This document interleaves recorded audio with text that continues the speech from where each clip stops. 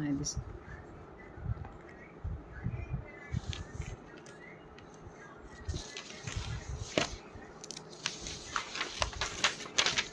ओम श्री परमात्मने नमः. श्रीमद्भगवद्गीता अथ पंचदशोऽध्यायः. श्रीभगवानुवाच ऊर्ध्वमूलमधःशाखम् अश्वत्थं प्राहुरव्ययम् छन्दांसि यस्य पर्णानि यत्संवेद स वेदवित्. अधश्चोर्ध्वं प्रसृता तस्य शाखा गुणप्रवृद्धा विषयप्रवाला. अधश्च मूलान्यनुसन्ततानि कर्मानुबन्धीनि मनुष्यलोके. न रूपमस्तेह तथोपलभ्यते नान्तो न चादिर्न च सम्प्रतिष्ठा. अश्वत्थमेनं सुविरूढमूलम् असङ्गशस्त्रेण दृढेन चित्वा तत्पदं तत्परिमार्गितव्यै सन्निगता न निवर्तन्ति भूयः. तमेव चाद्यं पुरुषं प्रपद्ये यतः प्रवृत्ति प्रसृता पुराणे. निर्मानमोहाजितसङ्गदोषा अध्यात्मनित्या विनिवृत्तकामा. द्वन्द्वैर्विमुक्ता सुखदुःखसज्ञे गच्छन्त्यमूढा पदव्यन्तत्. न तद्भासयते सूर्यो न शशाङ्को न पावकः. यद्गत्वा न निवर्तन्ते तद्धाम परमं मम. ममैवांशो जीवलोके जीवभूतः सनातनः.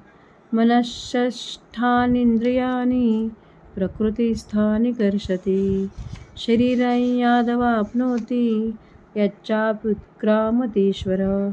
गृहे त्वन्तानि संयाति वायुर्गन्धाविन्निवाशयात्. श्रोत्रं चक्षुस्पर्शं च रसनं घ्राणमेव च अधिष्ठाय मनश्चायं विषयानुपसेवते. उत्क्रामन्तं स्थितं वापि भुजानं वा गुणान्वितं विमूढानानुपश्यन्ति पश्यन्ति ज्ञानचक्षुषः.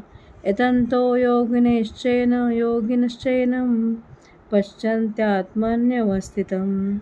यतन्तोऽप्यकृतात्मानो नैनं पश्यन्त चेतसः. यदादित्यगतं तेजो जगद्भासयतेऽखिलं. यच्चन्द्रमसि यच्चाग्नौ तत्तेजो विद्धि मामकम्. गमाविश्य च भूतानि धारम्याहमोजसा. पुष्णामि चौषसि सर्वास् सोमो भूत्वा रसात्मकः. अहं वैश्वानरो भूत्वा प्राणिनां देहमाश्रितः. प्राणापानसमायुक्तः पञ्चमन्यै चतुर्विधं. सर्वस्य चाहं हृदि सन्निविष्टो मत्तः स्मृतिर्ध्यानमपोहनं च. वेदैश्च सर्वैरहमेव वेद्यो वेदान्तकृद्वेदविदेव चाहम्. द्वामिमो पुरुषौ लोके क्षरश्चाक्षर एव च. क्षरः सर्वाणि भूतानि कूटस्थोऽक्षर उच्यते. उत्तमं पुरुषत्वन्यं परमात्मेत्युदाहरत्.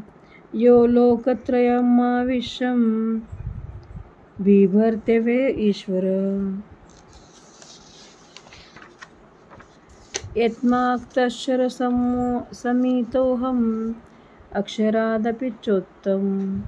अतोऽस्मि लोके वेदे च प्रतितत्पुरुषोत्तमः.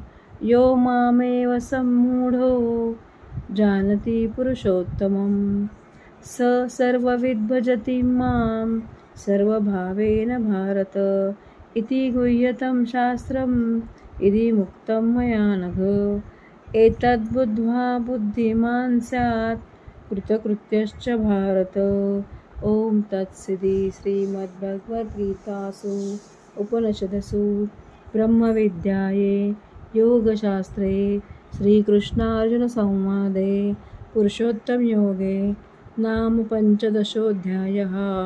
ओम श्रीकृष्णार्पणमस्तु.